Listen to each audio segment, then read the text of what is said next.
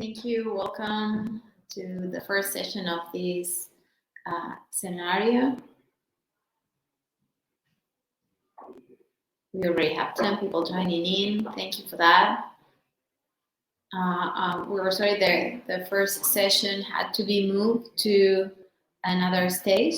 So we're gonna start this stage with this interview with Melissa, who will be talking about digital tools for citizen participation and how technology is transforming participation in democracy.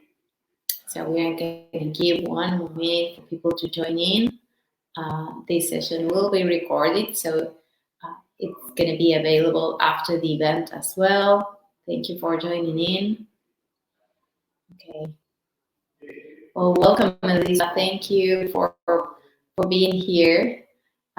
So today we have Melissa, who supports people-powered capacity building programs and resources focused on technology. Her work focuses on programs and activities that help governments and organizations around the world to choose and implement technology that supports and improves their participatory program. Before joining People Power, Melissa worked as a program officer for Civic Tech Innovation Network, which brings the African civic tech community together. She has also worked as a program assistant and collaborations coordinator for Code for All, and as a research fellow at the Collaboration on International ICT Policy for East and Southern Africa. Before entering the civic tech space, Melissa briefly worked as a journalist and served on the Index on Censorship Youth Advisory Board, a project aimed at engaging young people from around the world and gathering their views on freedom of expression. Melissa earned a bachelor's degree in journalism and media studies in English and linguistics from Rhodes University in South Africa and is currently completing a master's degree in ICT policy and regulation. Her research focuses on civic tech and governance. So thank you, Melissa, for joining. How are you? Thank you for being here at FITS and welcome. I think you're muted. Can you check your mic, please? No, we cannot hear you. I think your mic is not muted, but still. Let's check. Sorry about that. It was working before, just a minute ago when we were saying hi and preparing for this session.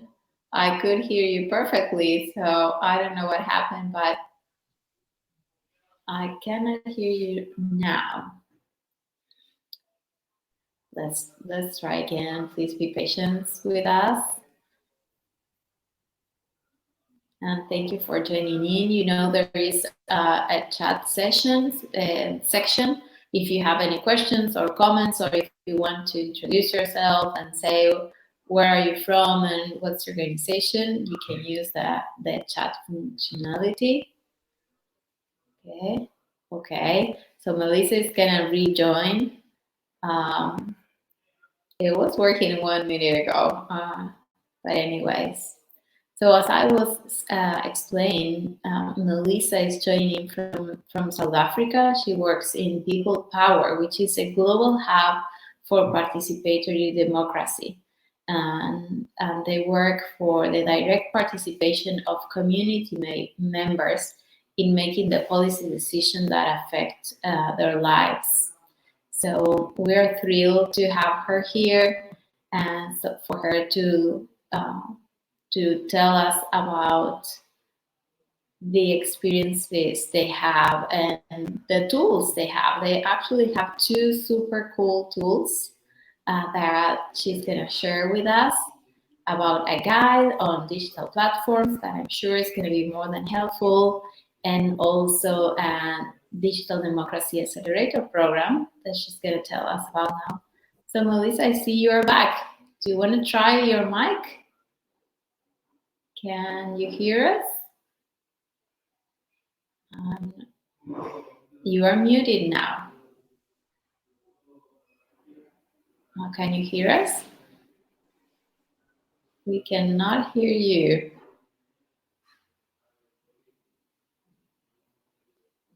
So as I was telling, they have a wonderful tool for the civil society advocates and reformers who are looking for a digital platform, participation platform. And it's a guide, and that guide has a lot of information and rating on the digital participation platforms that it's going to help you to make your choice depending on your own context. What are the best platforms to use? And let's see, I don't want to spoil everything and tell about that, but Melissa is struggling with her mic. As I was saying, this digital platform guide has a review of pros and cons of the many comprehensive digital participation platforms that have emerged and will help you to make the right choices. And it goes from purchasing one or maybe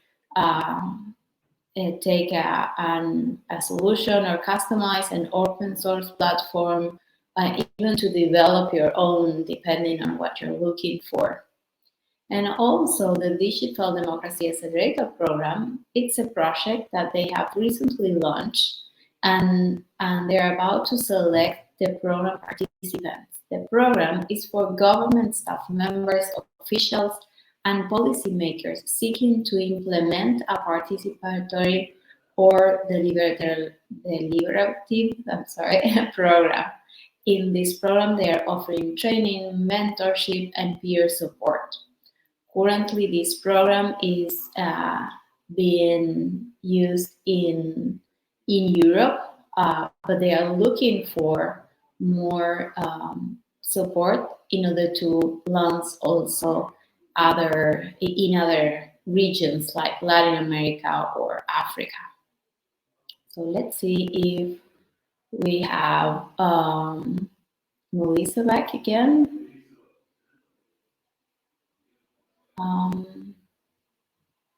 Is Melissa here? I cannot see her. Okay. Let's see.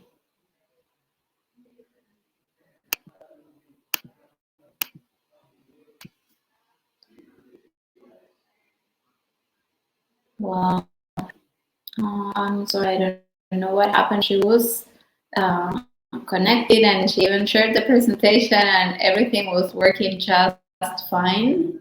It's like the Murphy rule, like just 1 minute before entering and starting, we come with these issues. Okay. So let me tell you a little bit more about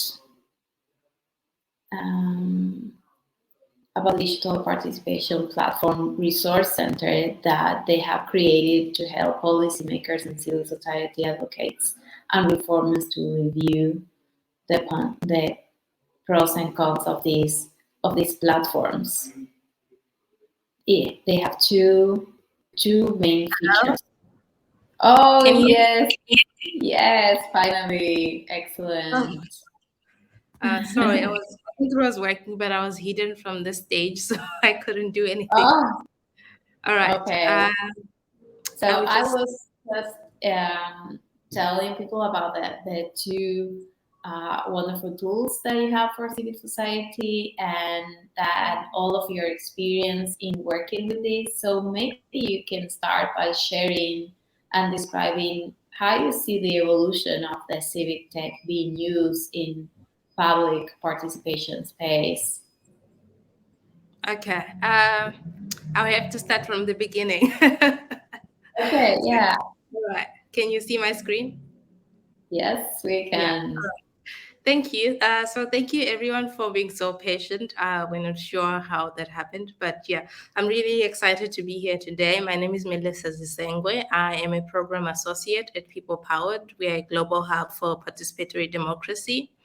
And our main goal is to expand people's power to make government decisions and try to support government or other types of organizations that are building participatory democracy around the world.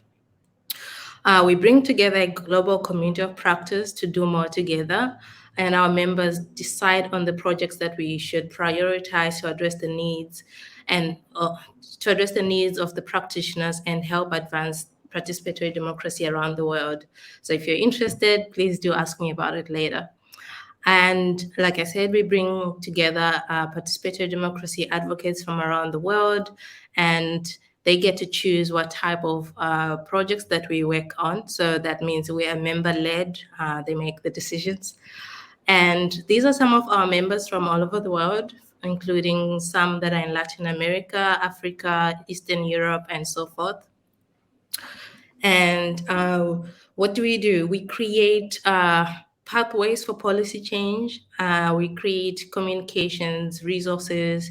We offer training and mentorship to help governments and other types of organizations to move down a path towards participatory programs and policies. And these are some of our programs, and I'm just going to get into some of them that we were just talking about just now.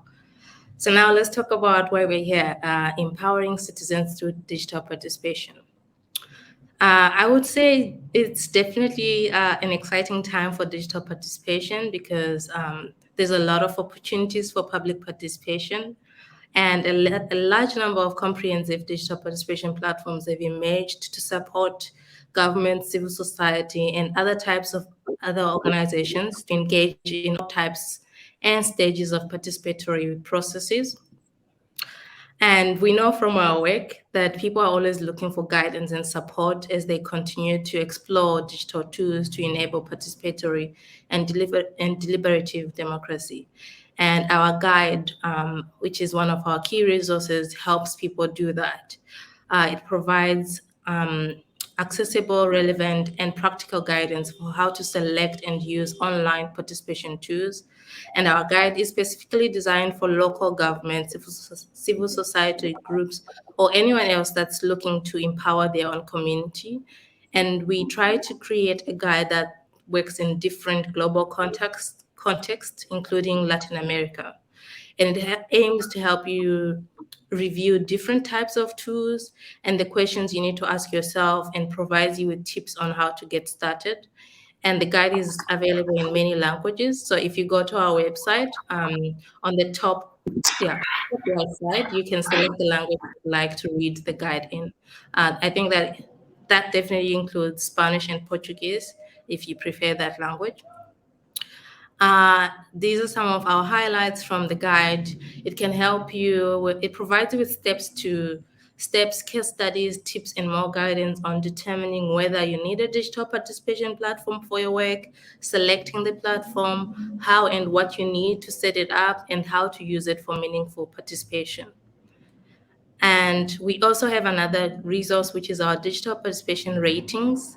So they're sort of two sides of the same coin, if you will. We've created the digital participation ratings to help policymakers and civil society advocates and others interested in digital participation to review the pros and cons of many comprehensive platforms that have emerged and make the right choice for their context. Currently, our ratings include 32 platforms, and it's focused on I would say, the most widely used platforms. Platforms that have been used in the most common global languages, platforms that have been used in at least 50 countries in Africa, Asia, North America, Latin America, Eastern and Western Europe. And the ratings are informed by publicly available information on the platforms, a user survey. So the users from each platform provided feedback, and a developer survey, which means that the developers of the platforms gave us information on their platform. And it's also informed by expert guide ratings. So we have a group of 6 experts on public participation that rate the platform. So there's plenty of civic tech or digital participation platforms out there. So to help you find the one you need, we group them into 3 categories, as you can see on the screen: toolbox, specific to or specialty. And you can explore the ratings on the website. So if you visit our website, you can use the filter to group or sort the platform based on the features or the category or the cost or the capacity requirements that you're looking for. Which platform you should choose, of course, depends on your own context and needs. That's why we have allowed you to filter through the ratings. And if you're looking for a platform, we suggest you first identify what category of a platform is most suitable for your needs and the type of features you want. For example, a lot of people are looking for platforms that can allow idea collection or voting, those type of tools, features. And this will allow you to choose a few platforms that are suitable. Then maybe you can request a demo from the top 3 platforms you think are suitable for you. And you can use the guide and ratings to find out which platforms have been used in similar context to yours, so that, for example, if you're in Latin America, you might be interested to find out if the platform has been used in a neighboring neighboring local government or neighboring country or another local context that's similar to yours. Moving on, I just wanted to offer some examples of platforms that are being used. For example, in Argentina, they've been using the platform Decidim, which is an open source platform. They already had an ecosystem of participation, but they redesigned it to make the process more efficient. And their redesign included a reevaluation of which digital participation platforms were best suited for their evolving needs. And they chose Decidim because it had an established community of users behind it, indicating its reliability. And the platform allowed them to capitalize on their high smartphone penetration in the country. And it actually helped them streamline the project selection and implementation processes. And another in Chile is the platform Citizen Lab has been used to empower young people and develop their capability to be productive, both for themselves and for their communities. So through this platform, they encourage the youth to participate in social issues and engage in community development. There's more. I included Democracia OS that's been used to promote engagement and transparency. I think it's been used in Mexico and other similar contexts. And then there's Smart Citizenship in Chile as well that's been used for collective and participatory processes. These are just a few of the examples. And then now I just want to share a little bit about the other program Liana was talking about, which is our Digital Democracy Accelerator, which we recently launched a couple of months ago. It's pretty new. So we designed the accelerator model specifically for people who want to plan and implement a participatory or deliberative program and lead the government's efforts to create more people-centered solutions or policies. And our programs, our accelerator programs, are an intensive and action-focused support to help people address their specific policy or community challenge. And it takes place over a course of 6 months, and they will receive help to design a step-by-step plan to launch their participatory democracy process. And the DDA, to be specific, focuses on digital policy. So people that are concerned about digital technology, AI, the use or the development and the adoption of AI in society and other technologies. So it's around those similar issues. Currently, it's only focused on Europe, but we are expanding fundraising to expand it to other regions as well. And then through the accelerators, we support them in 5 ways. They get guided mentorship with experts in digital policy and participatory democracy. They get peer-to-peer learning. They get step-by-step resources. And our main resource for that is our participation playbook, which is an interactive guide for developing an action plan. And the 4th is additional content in live sessions and our training platform. And lastly, we also provide funding to help them implement the action plan that they developed during the program. And then I guess I'm almost done. What are we doing now? We are currently working on the third iteration of the ratings for 2024. So we're always trying to improve the ratings so that they stay up to date, because platforms tend to update their platforms every couple of years or every year. So we want to stay up to date. We are fundraising to expand the digital accelerator to other regions such as Latin America and Africa. And then what are the next steps for you? So if you want to take the next step towards digital participation, we have a course that we will be launching in October. It's on digital participation. It will be available in Spanish, Portuguese, traditional Chinese, English, and French. And I think if you're interested, you can sign up for our newsletter. You can email me. You can DM us, whatever it is that you're comfortable with. You can also email us in Spanish or whatever language. I think we have people on our team who speak French, Spanish, Portuguese. So whichever language you're comfortable with, we will get it. We'll get back to you. And I think that's it for me. Thank you. Thank you, Melissa. That was great information and awesome tools. I'm sure all of the participants here find that super useful, and they were asking for the link, so they're excited to check them out. We already shared that link through the chat. And so tell us a little bit more, like, how do you think is the most significant impact of using these platforms for citizen participation? I think the most impact is, this sounds like very vague, but basically it is about putting the power in people's hands. Typically, participation is in the form of in-person activities, and not everyone can attend due to disability or time or location. And now with digital participation, it can happen both online and in person, allowing all types of people to engage. It's also very empowering for groups such as women and youth, because in a lot of cultures around the world, women don't typically, they're not heard because they're not given the opportunity or they are excluded. With platforms like these, women are able to participate. I think one of the cases that I shared, or it might be a different one, they found that it increased women's participation because they didn't have cell phones, or they were not allowed, or they were typically at home taking care of the families, so they never had the time to actually go out and participate in community issues. And now using these platforms, they were able to participate while they were at home. So it's about allowing everyone to participate from wherever they are. And I don't think we previously had that. And that's where it starts. Yeah. Yeah, that's definitely a significant impact. And in terms of the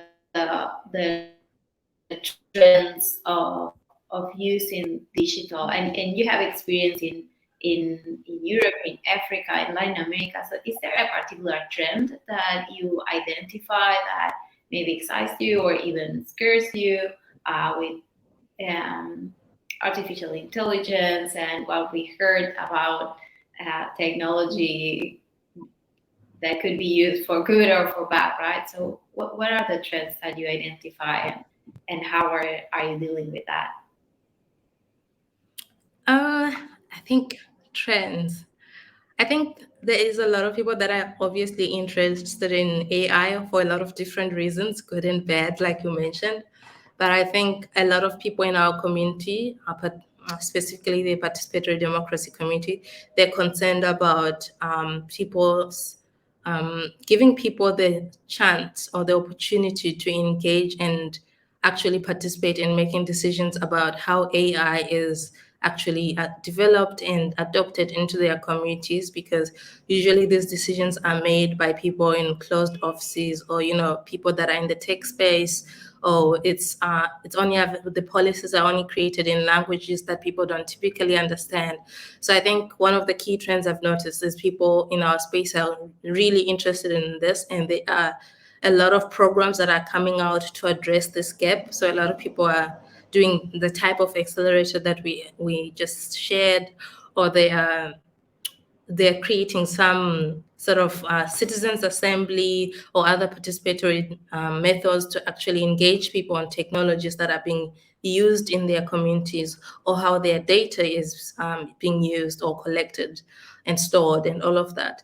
So I think people are more interested in this type of topics now, and because of people opening up the language and having access to tools where they can engage, there's more engagement in this type of discussions than before, because they happened in closed rooms. Yeah. Certainly, thank you. So the digital platform guide, it's an excellent tool. So what suggestions or recommendation would you give an organization in Latin America or anywhere in order to take their first steps? So you said about thinking of the filters and what exactly is the type of platform they're looking for, but in terms of implementation or application of any of these programs, what would be your recommendations?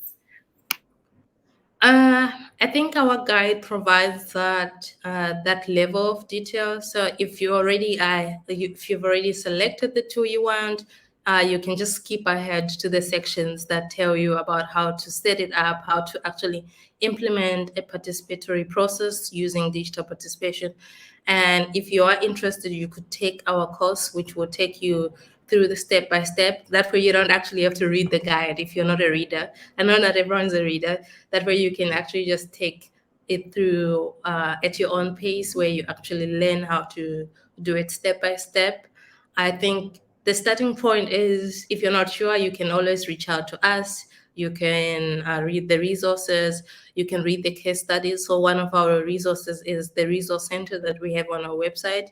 You can go to it and find case studies of other people in your region or all over the world, and see how other people have been using digital participation platforms. So maybe that will inspire you. Maybe that will leave you with a lot of questions. Of course, all of it is good. So if you're not sure, you can always reach out to us and we will try to help you. But like I said, there is the course that's coming, and it's going to be free. So anyone can take it as long as you're interested. Perfect. That's a great opportunity either to use the guide or take the course, and yeah, for sure, that's part of our festival as well, right? To share and reach out to somebody else that maybe have the same experience or is going through something similar.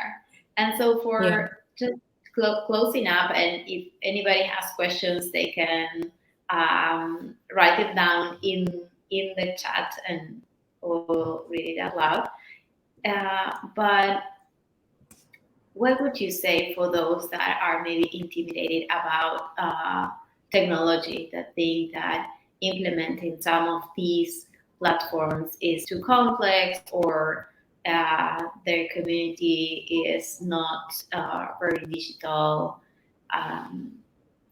literacy, it's low? So what would you say if there are those scenarios that are maybe not encouraging organizations to use these kind of platforms? So for those that are not sure if their communities will use the platforms, I think that's a good starting point. That's a good question to start with, because our guide actually covers that. So whether you need a digital platform or not. So we're not saying for every situation you will need a digital participation platform, but we are saying there are choices if you end up needing a digital participation platform. So it's always good to do community research, figure out what it is your community needs. And in our guide, we include these kinds of tips. So if you're in government, you cannot just go and implement this type of thing. You have to figure out the budget. You have to figure out which sections in which departments in your government are available, can support you. Is there willingness? Is there community willingness to engage? So you have to do a little bit of research on your own to figure out what it is you want to do. And does a digital participation platform help you achieve this goal? If not, that's fine. If yes, then that's fine too. I think we also try to say platforms are like in our ratings, when you're rating the platforms, we score very highly those platforms that actually allow hybrid participation, because not everyone is online and we're not trying to leave anyone behind. So if for those that don't want to participate online, you can do it in person. So for example, the Argentina example I shared earlier, they actually had in-person sessions to actually show people how to use the platform and how to use their cell phone and all of that, because not everyone is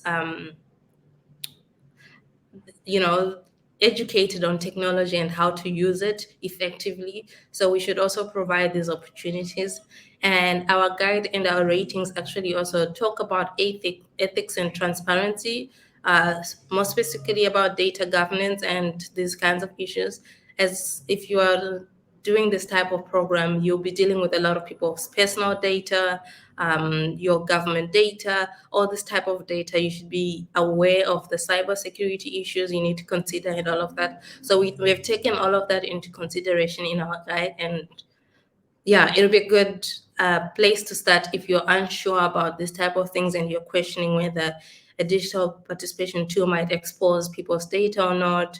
You can also read their case studies on their websites. And I think a lot of the platforms add a lot of case studies so that you can see which context has it been used. For example, if you're in Africa, you want to see, has it been used in South Africa? Has it been used in Nigeria? Has it been used, I don't know, other similar contexts, to see if it works and what were the downsides, what were the upsides, and all of that.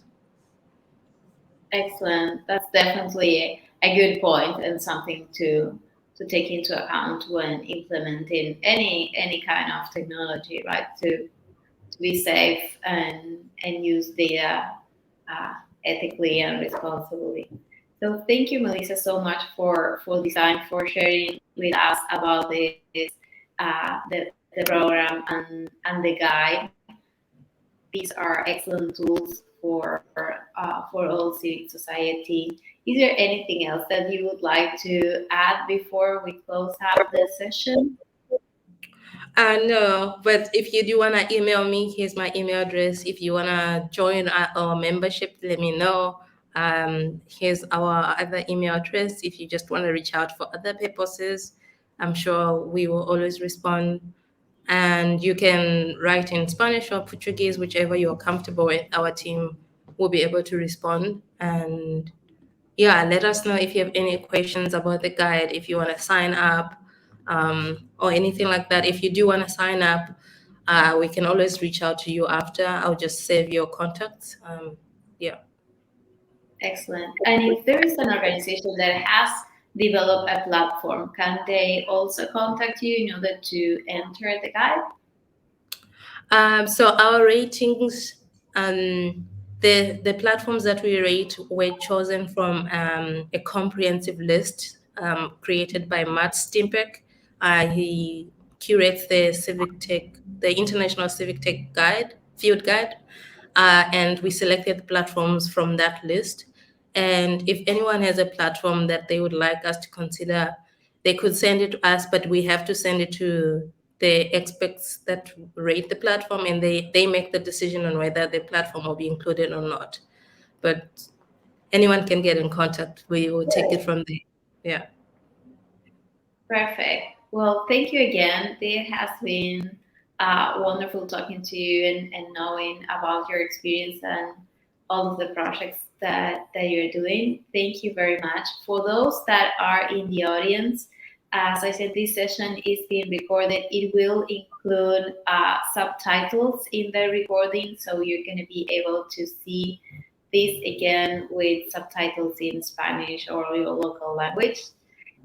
Also, there are a lot of very interesting sessions coming up, so please go back to the agenda, select what is the session that you would like to join in, and hopefully you enjoy this event. We have a lot more to share with you, so please be sure to look for new sessions in all of the stages. Thank you, Melissa, again for being here. It's been a pleasure. Thank you. Thank you. Bye, everyone. Bye now.